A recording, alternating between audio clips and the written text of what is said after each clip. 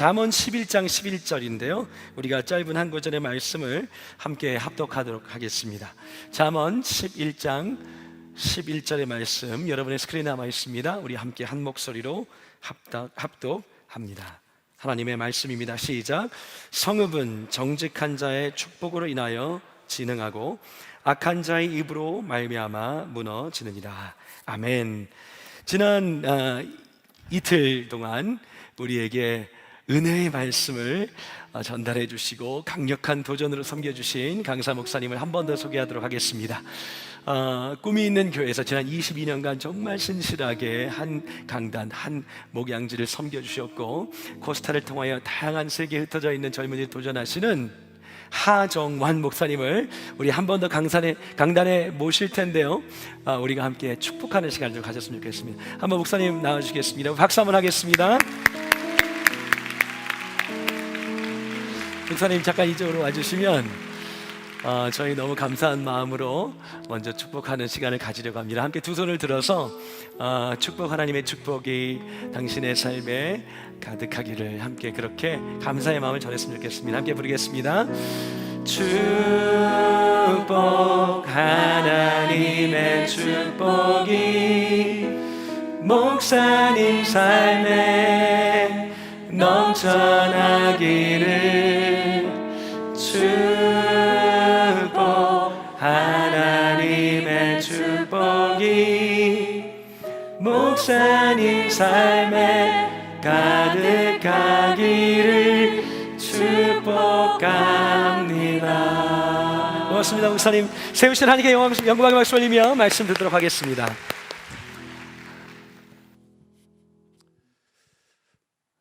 할렐루야. 사실 제가 제일 쑥스러워하는 게 뭐냐면 이거 하는 거예요. 축복합니다. 그때마다 아주 온몸이 막 두드러기가 나는데 오늘은 좀 이제 여러분과 좀 친해져서 벌써 세 번째 만나는 거니까 그렇죠? 어저께 그저께 안 온 몰지각한 분들도 몇 분 계실 것 같긴 한데 여하튼 여러분 만나서 엄청 반갑습니다. 오늘 말씀을 좀 그제보다 어제가 좀 길었어요. 어제 1시간 50분 했다고 목사님 말씀하셨는데 오늘은 막 아주 줄여서 짧게 한 5분 하고 박수 치는 나가세요. 여러분 우리가 종료주일로 부르는 일요일에 예수님께서 예루살렘을 향하실 때였습니다. 예수님이 감람산 벳바게에서 나귀를 타시고 출발하셨는데 수많은 사람들이 예수의 발 앞에 겉옷을 깔고 종려나무 가지를 흔들면서 예수를 맞이했습니다. 그리고 드디어 이제 예루살렘 성, 예루살렘 성읍, 예루살렘 도시죠.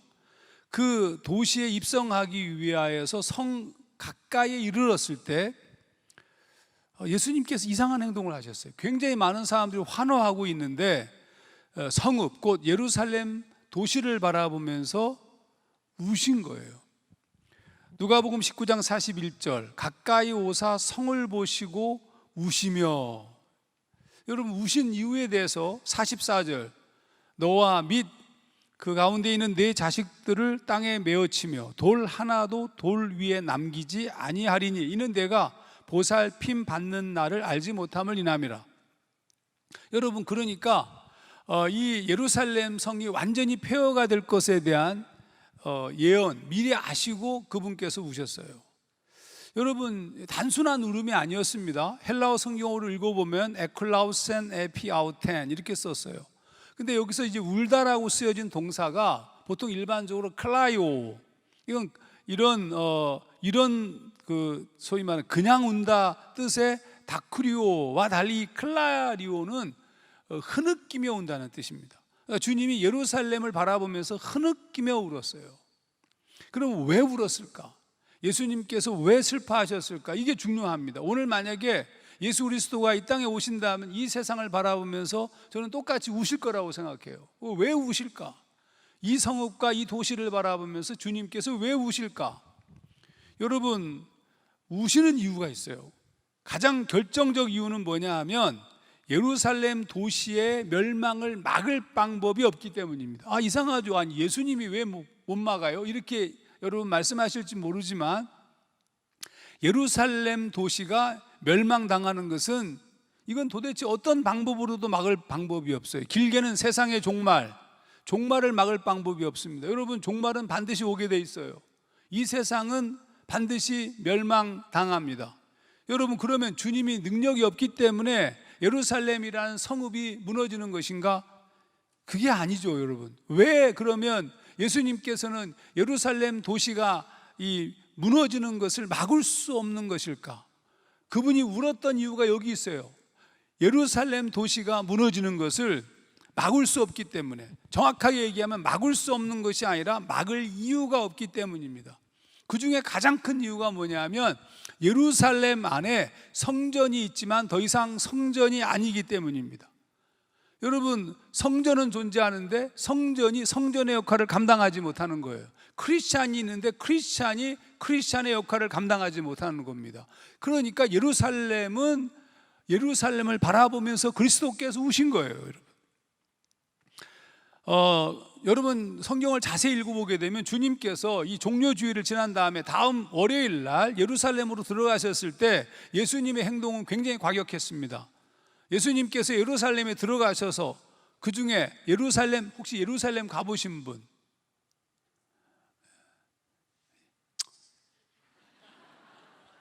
마음이 아파요. 여러분 꼭 신혼여행을 예루살렘으로 가시기 바랍니다. 그리고 다시 한번 제가 부탁하건데, 왜냐하면 굉장히 중요해요. 이거 주님이 섭섭해 하세요. 여러분, 만약에 나중에 죽었을 때 주님이 어디 푸켓 갔다 왔다며, 괌 갔다 왔다며 이렇게 물어보실 거예요. 근데 예루살렘은, 나사렛은, 베들레헴은 안 가봤는데요? 그러실 거예요. 분명히 내가 확신해요. 그러니까 여러분, 개 들어가지고, 개 아세요? 혹시 개? 개 모르는구나. 이게 개라는 게 있어요. 개라는 게 옛날 사람들이 쓰는 건데, 미안해요. 내가 누군지를 드러낸 거예요. 그러니까 서로가 이렇게, 개가 뭐냐면 서로가 돈을 그냥 넘어갑시다 그래가지고 모아서 여러분의 관절이 무너지기 전에 꼭 좀 다녀오시기를 그냥 부탁을 잠깐 할게요. 여러분, 중요한 것은 뭐냐면 예수님께서 그 예루살렘 성읍에 들어가서 예루살렘 성전에서 매매하는 자들을 내쫓으시고 돈 바꾸는 자들의 상과 비둘기 파는 자들의 의자를 둘러 엎으셨어요. 굉장히 과격한 행동을 하셨어요. 예수님께서 보통 이런 분이 아닌데, 예수님은 살인자, 가늠한 여자, 강도와 파렴치한 존재들을 만났을 때에도 이런 반응을 보이진 않았습니다. 여러분, 이렇게 행동한 이유에 대해서 주님께서 이어서 하신 말씀에서 알 수 있는데, 마가복음 11장 17절, 내 집은 만민이 기도하는 집이라 칭함을 받으리라고 하지 아니하였느냐. 너희는 강도의 소굴을 만들었도다. 기도하는 집, 그 성전에서 기도가 이루어지지 않았고 사기치고 속이고 재물을 장사하고 성전이 인간을 위한 협작 장소가 되어버렸어요. 분명히 제사장이 있고 서기관이 있고 레위인들이 있었지만 그들은 하나님과 관계없는 사람들이었습니다. 기도하는 집이 아니라 강도의 소굴이 되었다. 여러분, 강도의 소굴이 된 이유는 성전 때문이 아닙니다. 사람 때문이죠. 사람이 없는 거예요. 여러분, 사람이 없으니까 더 이상 성전이 어떤 효과도 발휘할 수 없었고, 그러니까 어떤 일이 벌어지게 되냐면 그 성읍이 존재가 무너진 거예요. 하나님의 성전이, 하나님의 사람들이 그곳에 없기 때문에, 그곳에 존재하지만 사실 껍데기만 크리스찬이지 진정한 하나님의 사람들이 존재하기 때문에 이미 성읍은 무너진 거예요. 여러분, 오늘 여러분에게 꼭 하고 싶은 얘기가 있습니다. 여러분의 이 성전, 여러분은 굉장히 중요해요. 여러분이 이 세상이 무너지는 것을 막는 일을 하기 때문에 그래요. 우리가 사라지면, 하나님의 사람들이 사라지면 여러분, 이 도시는 끝나는 거예요. 도시를 지키고 도시를 회복하는 핵심은 어디에 있느냐 하면 하나님의 사람들이 존재하는 데 있는 겁니다. 그런데 하나님이 없는 거예요. 사람이 없는 거예요. 하나님이 존재할 수 없는 그런 곳이 되어버렸다라는 얘기입니다. 여러분, 이 성전은 사실은 건물은 별로 중요하지 않아요. 하나님이 하나님을 믿는 자들이 있는 곳이 중요하죠. 그런데 성전이 있는 이유는 뭐냐면 솔로몬이 성전을 지을 때 그 기도를 드렸는데 하나님께서 소위 말하면 우리가 어디에 있든지 하나님이 어디나 계시지만 우리가 하나님께 기도드릴 만한 어떤 우리의 죄, 더러움 때문에 잘 안 돼요. 그래서 하나님께서 우리를 만나는 장소로 성전을 허락하신 겁니다. 그러면 성전은 무엇을 하는 곳이냐면 하나님께 기도하고 그분과의 귀한 영적 교제를 나누는 곳이 되어야 돼요. 역대하 17장 15절 16절에 성전을 바라보시면서 하나님께서 솔로몬에게 이런 말씀하셨어요. 이제 이곳에 사는 기도에 내가 눈을 들고 귀를 기울이니 이는 내가 이미 이 성전을 택하였고 거룩하게 하여 내 눈과 내 마음이 항상 여기에 있으리라. 그런데 그곳에서 기도가 사라졌다는 것은 정확히 말해서 기도하는 하나님의 사람이 사라졌다는 뜻입니다. 예루살렘에 하나님께 기도하는 사람들이 사라졌다는 말은 예루살렘이 끝났다는 뜻이에요. 여러분, 하나님이 보시기에 예루살렘은 의미가 없었어요. 하나님의 사람이 없기 때문에. 성전이 있어도 의미가 없었어요. 왜? 하나님의 사람, 기도할 수 있는 사람이 없었기 때문에. 달리 말하면 책임지는 사람이 없었습니다. 그러므로 도시에 대한 우리의 책임을 기억해야 돼요. 우리가 기도한다는 거, 여러분, 이 세상을 걸어가면서 우리가 밟는 땅마다 이 세상을 바라보면서 우리가 축복하고 이 땅을 향하여서 하나님의 나라를 선포해야 되는데, 그러기 위해서 먼저 내 안에 하나님 나라가 이루어져야 되고 기도하는 삶을 살아가야 됩니다. 도시가 더럽혀지는 거 그럴 수 있어요, 여러분. 도시가 엉망진창이 될 수 있습니다. 타락의 길로 들어설 수 있습니다. 하지만 회복될 수 있어요. 어떻게? 하나님의 사람이 있다면 회복될 수 있습니다. 더 중요한 것은 하나님의 사람이 단 한 명만 있어도 그 기도에 하나님은 응답하신다는 놀라운 사실입니다. 기도를 솔로몬이 그렇게 드렸는데 그 기도에 하나님이 응답하셨거든요. 솔로몬이 이렇게 기도합니다. 역대하 6장 29절 한 사람이나 혹 주의 온 백성 이스라엘이 다 각각 자기 마음의 재앙과 고통을 깨닫고 이 성전을 향하여 무슨 손을 펴고 무슨 기도나 무슨 간구를 하거든 주는 계신 곳 하늘에서 들으시며 사유하시되. 여러분, 하나님께서 우리의 기도를 들으시고 역사하신다는 말이에요. 그런데 여기서 중요한 것이 무엇이냐 하면 한 사람 혹은 주의 온 백성이, 한 사람이 있어도 하나님께서는 이 세상을 회복시키겠다는 거예요. 우리 한 사람이 기도할지라도 하나님의 사람이 되어서 이 세상과 열방과 도시를 바라보면서 기도하는 사람이 되어야 돼요. 다른 어떤 것보다도 먼저 우리가 해야 될 것은 첫 번째, 도시를 회복하는 첫 번째 방법은 기도하는 겁니다. 이스라엘 백성이 범죄하여 멸망에 놓였을 때 사무엘이 한 것이 뭐냐 하면 기도였습니다. 그는 기도를 쉬는 죄를 범하지 않겠다고 얘기했습니다. 기도를 쉬는 것을 죄라고 여겼습니다. 그러니까 기도를 쉬는 것을 죄라고 여기는 자가 있다면 거기에서 희망이 시작되는 거예요. 여러분이 이 세상을 바라보면서, 이 도시를 바라보면서 여러분이 마음을 아파하고 고통하고 괴로워하고, 오늘 여기 말씀처럼 자기 마음의 재앙과 고통을 깨닫고 하나님 앞에 기도하는 사람, 하나님 앞에 무릎을 꿇을 수 있는 사람이 단 한 명만 있어도 이 도시는 다시 회복이 시작되는 거예요. 그러면 무슨 얘기예요? 지금 한 명도 없을지도 모른다는 뜻입니다. 하나님 앞에 온전히 선 사무엘 같은 존재가 아직 없다는 뜻일 수도 있습니다. 소돔과 고모라 성이 악과 더러움 때문에 멸망의 위기에 빠졌어요. 하나님께서 멸망시키러 오셨습니다. 근데 아브라함과 하나님과의 대화가, 여러분, 유명한 대화 있잖아요. 그 성 중에 의인 50명이 있으면 이렇게 멸망시키시겠습니까? 하나님하고 이렇게 딜을 하는 대화는 정말 아브라함이 진짜 브라함이야. 그러니까 그러면서 이제 흥정하듯이 50명, 45명, 40명, 30명, 20명, 즐겨 10명까지 주는 도하지 마옵소서 내가 이번만 더 아뢰리이다. 거기서 10명을 찾으시면 어찌하시려나이까. 당연히 하나님이 멸하시지 않으시죠. 당연한 겁니다. 여러분, 더 놀라운 사실은 10명까지만 얘기했어요. 그러면 여러분 정확하게 아셔야 돼요. 10명만 있어야, 10명까지 있어야 소돔과 고모라를 멸망시키지 않는 게 아닙니다. 한 명만 있어도 소돔과 고모라는 멸망당하지 않습니다. 하나님께서 롯을 피하게 하시잖아요. 드디어 롯이 피하는데 놀라운 것은 롯이 소돔과 고모라를 나와서 소알이라는 성까지 가는 동안에 하나님은 소돔과 고모라를 멸망시키지 않으십니다. 하나님이 이렇게 말씀하십니다. 창세기 19장 22절, 그리로 속히 도망하라. 네가 거기 이르기까지는 내가 아무 일도 행할 수 없노라. 만약에 롯이 그 성읍에 남아있어 가지고 하나님 저의 목숨을 데려가십시오라고 외치며 무릎을 꿇고 기도하였다면 여러분, 소돔과 고모라는 멸망당하지 않습니다. 하나님께서 소돔과 고모라에서 롯이 피하기 전까지는 아무것도 할 수 없다 이렇게 말씀하셨기 때문입니다. 무슨 얘기냐면 한 사람이 성읍을 축복할 때, 도시를 축복할 때 도시가 회복되어지고, 한 사람이 도시를 저주할 때 아무런 문제도 없어요. 아무런 문제도 없죠. 하나님께서 하나님의 사람이 기도하고 하나님의 사람이 성읍과 도시를 축복할 때 하나님의 역사가 일어나는 겁니다. 오늘 우리가 읽었던 본문 말씀, 성읍은 정직한 자의 축복으로 인하여 진흥하고 악한 자의 입으로 말미암아 무너지느니라.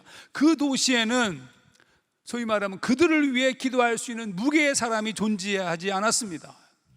여러분, 그러므로 기도라는 것은 무엇이냐면 여러분이 조금 있으면 깨닫게 될 거예요. 기도라는 것은 나의 문제만이 아니라 하중환 목사 같은 경우에는 내게 위임만 교회와 연결되어져 있고 공동체와 연결되어져 있고, 어느 날부터인가 나는 이 도시와 이 나라와 이 민족과 열방과 연결되어져 있는 지경까지 발전되어지면 우리의 기도가 깊어지는 거예요.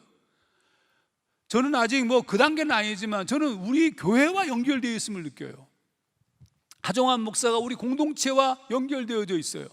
늘 심각하게 느낍니다. 이게 저희 교회에 이 얘기하면 좀 길어질 것 같은데 그래서 그만하겠습니다.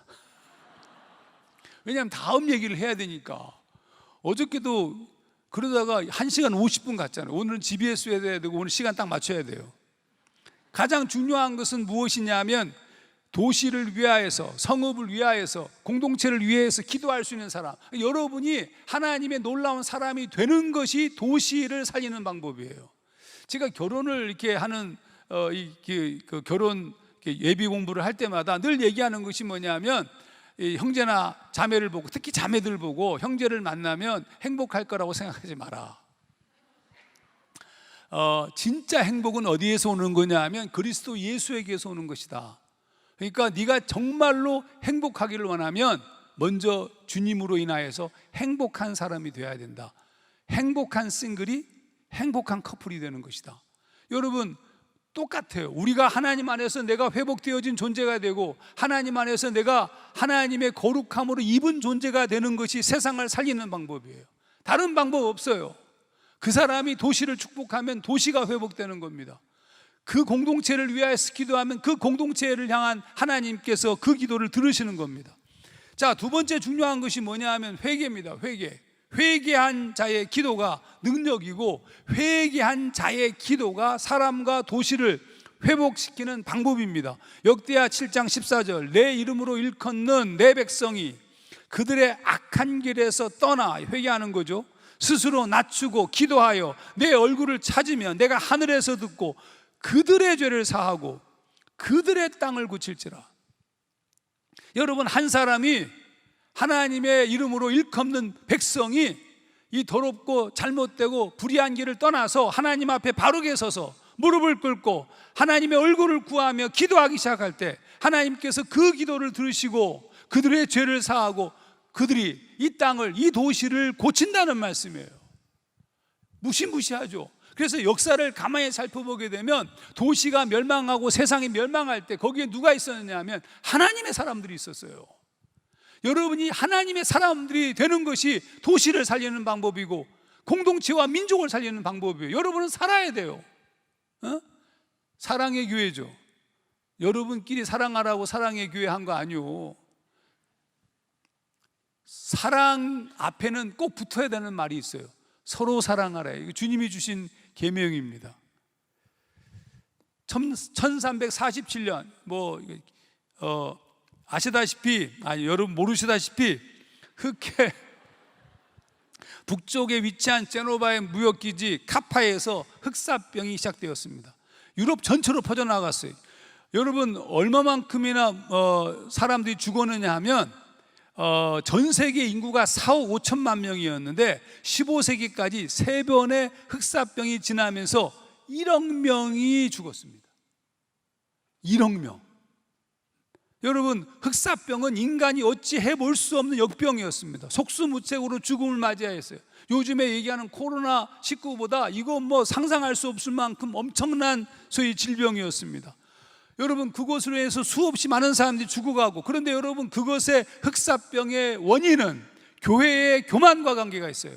대표적인 사건이 십자군 전쟁이었고 11세기 말에서 13세기 말까지 성지 예루살렘을 이슬람으로부터 탈환한다는 명분으로 전쟁을 하였는데, 여러분 그때 사실은 그 전쟁을 명분으로 상당수의 사람들이 자신의 소위 말하면 자신들의 이익을 추구하고 재산을 증식하고 그들이 갖고 싶어하는 것들을 획득하는 방법으로 사용하였습니다.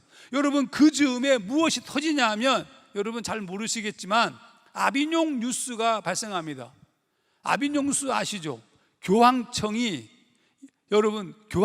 아비뇽에, 프랑스 아비뇽에, 그리고 바티칸에, 여기저기 여러분 그때 이미 이 흑사병이 창궐하였고, 놀랍게도 아비뇽에서만 15만 명이 죽었고 추기경의 3분의 1이 죽습니다. 여러분 그같이 흑사병이 유행하는데도 가톨릭 교회의 관심은 다른 데 있었습니다.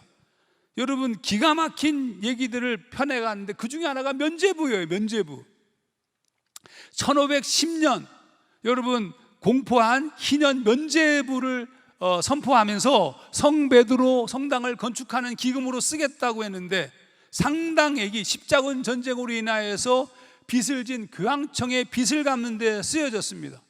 여러분 그러니까 자신들의 부정과 더러움을 막기 위한, 그 완전히 멸망하게 됐어요. 로마 교황청을 비롯해서 수없이 많은 추기경들이 죽기 시작하였고 유럽 전체에 이 흑사병이 멈추지 않았습니다. 여러분 근데 바로 그때 누가 등장하느냐 하면 마틴 루터가 등장합니다.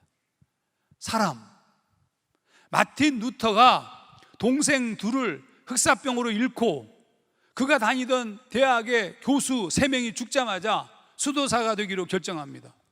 하나님 앞에 나서기 시작하였어요. 흑사병의 현장에서 사제가 되겠다고 결정하였습니다. 그리고 유럽 전체가 폐쇄되어져 가는 기가 막힌 역사를 바라보면서 루터가 바라본 것은 뭐냐면, 루터가 본 것은 이거는 하나님 앞에 우리가 어떤 모습으로 서야 하는지를 깨달았어요.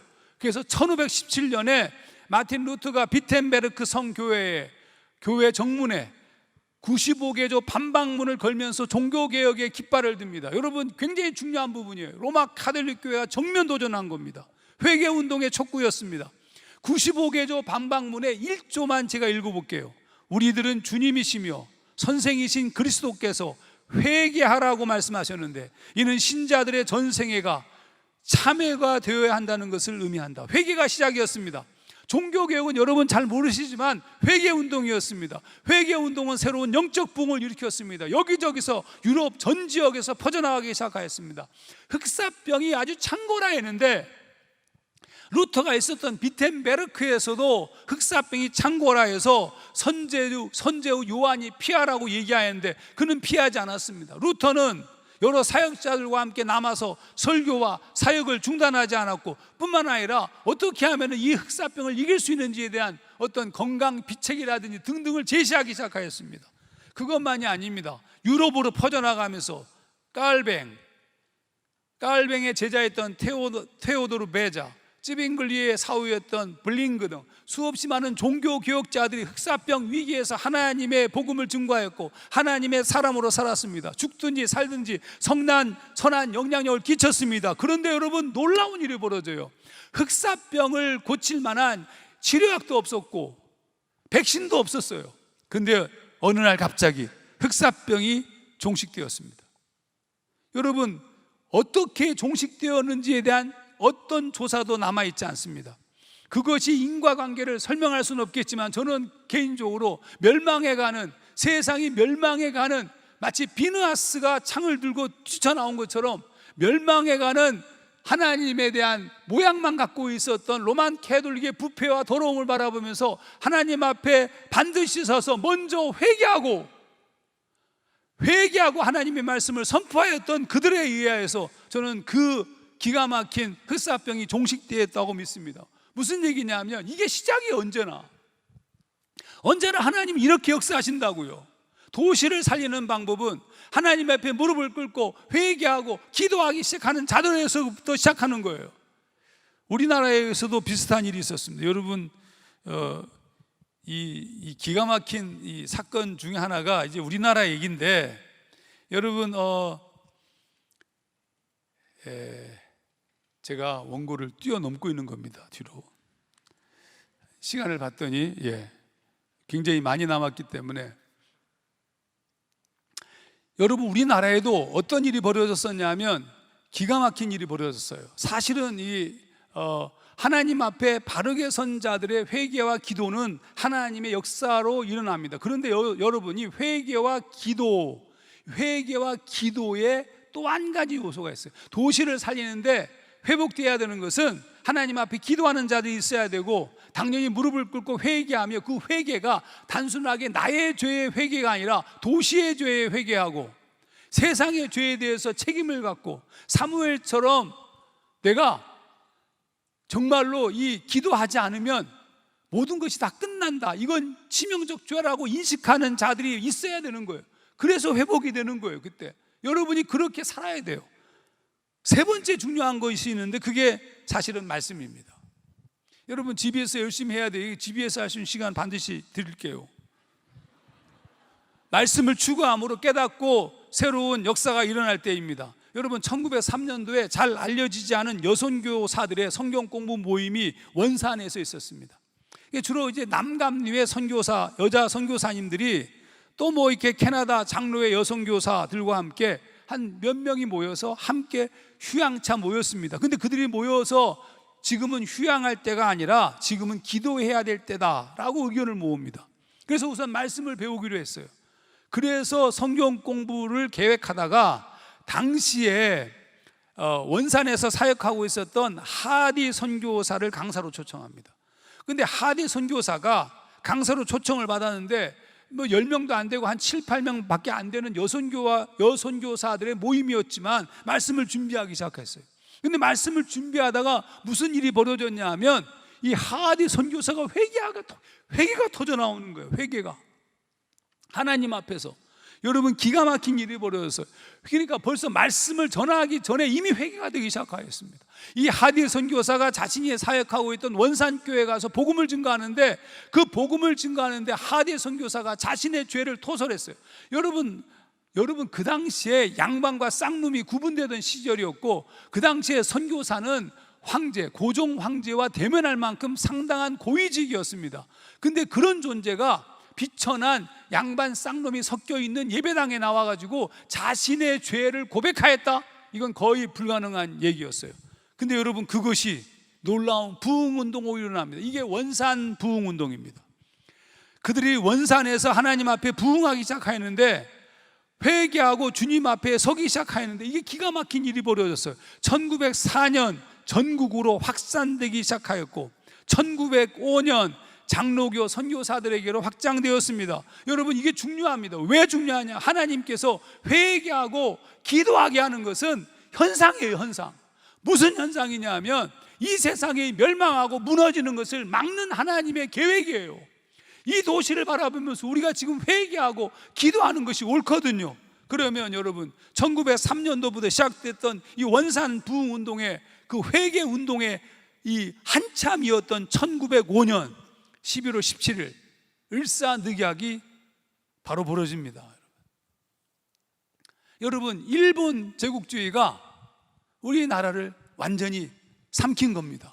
근데 여러분, 바로 그때 우리의 백성들은, 하나님의 사람들은 무엇을 했느냐 하면 기도하고 회개하고 하나님 앞에 자복하면서 그 모든 세상과 우리 민족을 향하여서 눈물 뿌리면서 기도하였다고요. 원망하고 불평하고, 여러분, 일어난 것이 아니라 기도하고 자신의 죄를 회개하고 하나님 앞에 온전히 서는 놀라운 역사가 있었습니다. 여러분, 1906년 그 이후로부터 사실은 또 다른 부흥운동으로 퍼져나가기 시작했습니다. 1907년 드디어 평양으로 퍼져나갔고, 그 유명한 평양 대부흥운동이 평양 장대현 교회에서 부흥회로 시작되면서 역사되어집니다. 여러분, 1907년부터 있었던 이 평양 대부흥운동은 한국교회 전체에 뿌리 깊게 퍼져나가기 시작하였고, 수없이 많은 교회들이 회개하기 시작하였어요. 여러분, 수없이 많은 교회들이, 크리스찬들이 회개하였는데, 그 회개의 정점은 하나님이 또 다른 것을 준비시키고 있었던 겁니다. 그게 바로 1910년 6월 24일 한일 합병입니다. 한일 합병을 만나지만 하나님께서 미리 기도하고 회개하고 준비하며 무너져 내려가는 우리 민족을 지켰어요. 도시를 지켰고 나라를 지켰어요. 그들이 누구냐 하면 크리스찬들이에요. 여러분이 잘 몰라서 그래요. 우리 이 한국의 역사 속에서 기독교 역사는 빼버렸어요, 전부 다. 그러나 한국의 이 조선, 소위 말하면 구한말부터 시작해서 한국의 초기 모든 역사의 중심에는 크리스찬들이 존재합니다. 크리스찬이 없이는 말할 수가 없어요. 1919년 3.1운동에 33명 중에 16명이 크리스찬이었던 거 아시죠? 제가 몇 명만 이름을 불러볼게요. 남포 앱워드, 이건 감리교 청년회입니다. 총무로 을사 늑약반대에 참여했던 김구, 크리스찬입니다. 믿음 좋은 크리스찬. 서재필, 안창호, 이준, 안중근, 주시경, 남궁옥, 전덕기, 이동휘, 이승훈, 이상재, 윤동주, 유관순, 김규식, 이승만, 이상설. 지금 제가 헤아릴 수 없을 만큼 많은 이들이 전부 독립운동가들이 전부 크리스찬이었어요. 그들이 하나님 앞에 회개하고 하나님 앞에 무릎을 꿇고 기도할 때 그들에게 있어서 하나님께서 그들을 통하여서 이 민족을 살리셨어요. 오늘 여러분이 이 도시를 회복시키기 원하십니까? 우리가 뭘 해요? 무엇으로 회복을 시켜요? 어떻게 할 수 있습니까? 하나님 앞에 회개하고 우리의 잘못을 깨닫고 주님 앞에 나라와 도시와 민족을 위해서 기도하는 자들이 일어설 때 진심으로, 그것이 나의 문제로, 나의 삶의 문제로 연결되어져서 끈끈한 어떤 연대성을 느끼고 기도하는 자들이 일어설 때부터, 그때부터 도시와 나라는 회복되는 겁니다. 근데 여러분, 지금이 사실은 위기입니다. 왜 위기냐 하면, 여러분, 예수님께서 이 마지막 때에 대한 말씀을 쭉 하시면서 마지막 때의 현상에 대해서 이렇게 얘기합니다. 예를 들었는데 노아의 방주의 때와 롯의 때라고, 그때와 비슷하다고 예를 드는데, 누가복음 17장 27절 28절, 노아가 방주에 들어가던 날까지 사람들이 먹고 마시고 장가들고 시집가더니 홍수가 나서 그들을 다 멸망시켰으며, 또 롯의 때와 같으리니 사람들이 먹고 마시고 사고 팔고 심고 집을 짓더니. 여러분, 이게 종말의 현상이야. 여러분, 사실은 아무런 문제가 없어요. 시집가고 장가가고 먹고 마시고, 이게 뭐가 문제예요? 근데 이게 왜 문제냐 하면 하나님 없이 그렇게 사는 거예요. 하나님 없이 먹고 마시고 장가들고 시집가고, 그게 전부예요. 여러분, 그래서 세상은 끝난 거예요.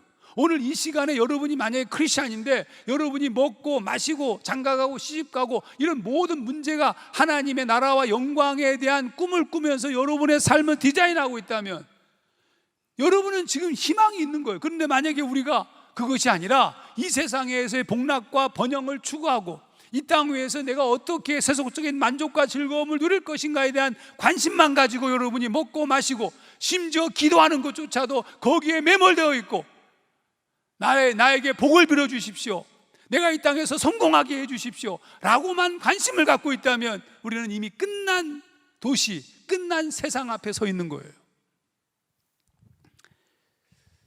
사실은 창세기 노아 기록을 자세히 살펴보게 되면 예수님이 하신 말씀과 유사한 말씀이 나옵니다.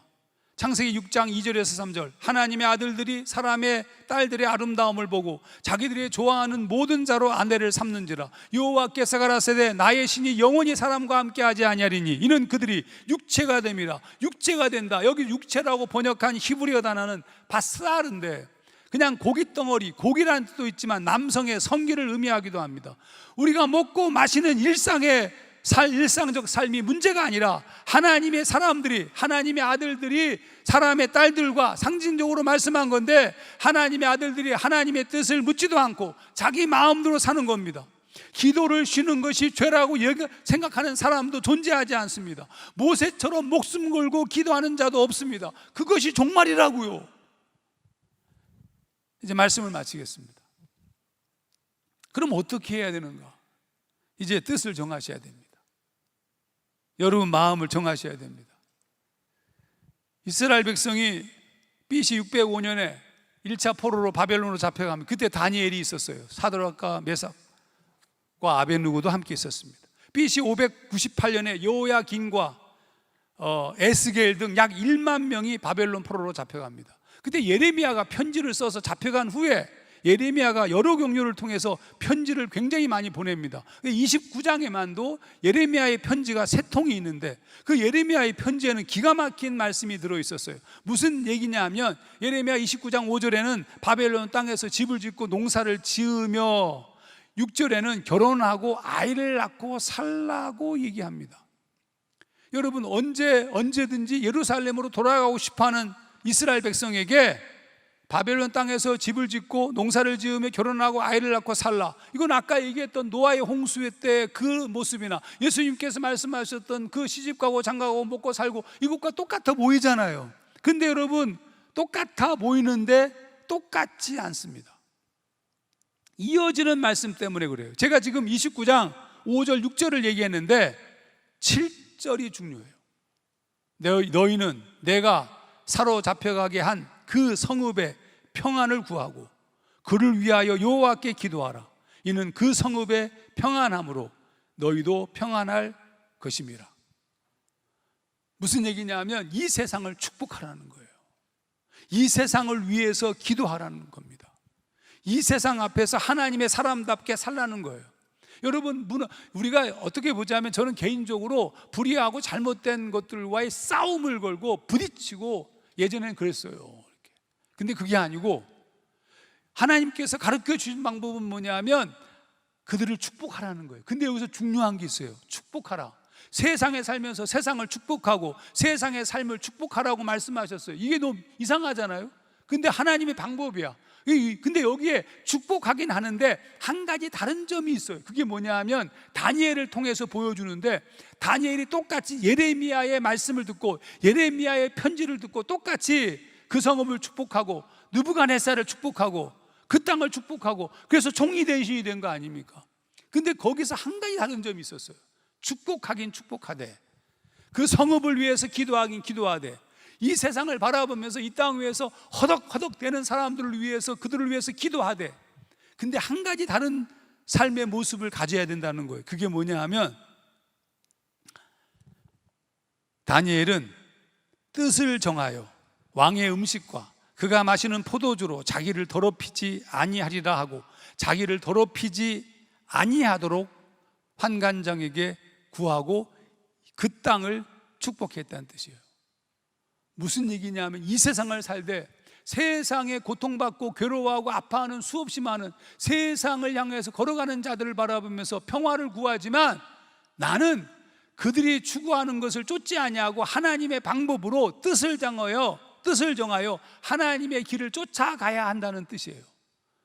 다니엘은 바로 그렇게 하나님의 뜻을 쫓아서 걸어갔어요. 그러니까 다니엘을 죽이고 싶은데 죽일 수가 없습니다. 왜냐하면 다니엘이 그 땅을, 바벨론 땅을 축복하는 겁니다. 나중에 느부갓네살이 무슨 고백을 하냐면 하나님을 하나님이라고 고백합니다. 이거 놀라운 얘기입니다. 제가 느부갓네살 왕의 입에서 나온 고백을 읽어보겠습니다. 다니엘서 2장 4절, 왕이 대답하여 다니엘에게 이르되 너희 하나님은 참으로 모든 신들의 신이시오 모든 왕의 주제시로다. 네가 능히 이 은밀한 것을 나타내었으니 네 하나님은 또 은밀한 것을 나타내시는 이시로다. 3장 29절, 드디어 느부갓네살이 엄청난 조서를 내립니다. 그러므로 내가 이제 조서를 내려놓으니 각 백성과 각 나라와 각 언어를 말하는 자가 모두 사드락과 메삭과 아벳느고의 하나님께 경솔히 말하거든 그 몸을 쪼개고 그 집을 거름토로 삼을지니 이는 이같이 사람을 구원할 다른 신이 없음이라. 다니엘은 느부갓네살 이후에 페르시아 왕국의 총리 대신도 됩니다. 두 나라의 두 제국의 총리 대신이 된 유일한 사람이겠죠. 근데 여러분, 놀라운 사실은 고레스 원년에 이스라엘 백성들의 예루살렘 귀환 명령을 내립니다. 에스라 1장 2절 3절, 바사왕 고레스는 말하노니 하늘의 하나님 여호와께서 세상 모든 나라를 내게 주셨고 나에게 명령하사 유다 예루살렘의 성전을 건축하라 하셨나니 이스라엘의 하나님은 참신이라. 너희 중에 그의 백성된 자는 다 유대 예루살렘으로 올라가서 이스라엘의 하나님 여호와의 성전을 건축하라. 그는 예루살렘에 계신 하나님이시라. 하나님 앞에 뜻을 정하고 하나님 앞에 바르게 서서 세상을 살지만 마음을 뺏기지 아니하고 세상을 축복하고 세상에 고통받는 자들을 위로하고 그곳에서 하나님 나라가 이루어지기를 내 삶을 통해서 증거한 자, 그들을 바라보면서 느부갓네살이 하나님을 인정하고 고레스가 이스라엘의 회복을 선포한 거예요. 여러분, 우리가 이 세상을 어떻게 살아야 돼요? 이 무너져 내려가는 세상과 적대적 분위기로 매일매일 싸우고 무슨 사탄과의 전쟁처럼 매일 세상을 바라보면서 살아가야 됩니까? 그게 아니고, 여러분, 우리가 하나님 앞에 회개하고 기도하고 아버지 말씀으로 무장하고 이 세상을 바라보면서 그들을 기억하고 기도하며 그들에게 평화를 구하며 아버지의 뜻대로 이 세상의 온전함이 이루어지기를 간구하며 나는 그 세상의 방법을 쫓지 아니하고 하나님의 방법을 쫓아서 하나님의 뜻을 향하여 뜻을 정하고 걸어가는 거룩하고 성결한 성결의 사람들이 되어야 된다는 뜻이에요. 세상은 소망이 없습니다. 세상의 방법은 오로지, 세상의 구원은 오로지 하나님의 사람들로부터, 하나님의 마음을 가진 거룩한 자들로부터 시작됩니다. 그들이 모인, 특히 이 시대의 청년들이 이 세상의 흐름에 매몰되지 아니하고 정신 바짝 차리고 경성하여서 함께 모여 기도하고 함께 우리의 죄를 토설하고 우리 세상에서 하나님의 사람들로 살아가며 고통받고 괴로워하고 눈물 뿌리고 세상으로 흘러가는 자들을 축복하고 그들을 위로하고 평화를 선포하고, 그러나 나는 하나님 앞에 바르게 선 자로 정직과 겸손과 성실과 청빈으로 주님을 향해 걸어가는 그들을 통하여서 이 도시는 다시 회복될 겁니다. 그 놀라운 축복의 결단이 여러분 가운데 있기를 주의 이름으로 축원합니다.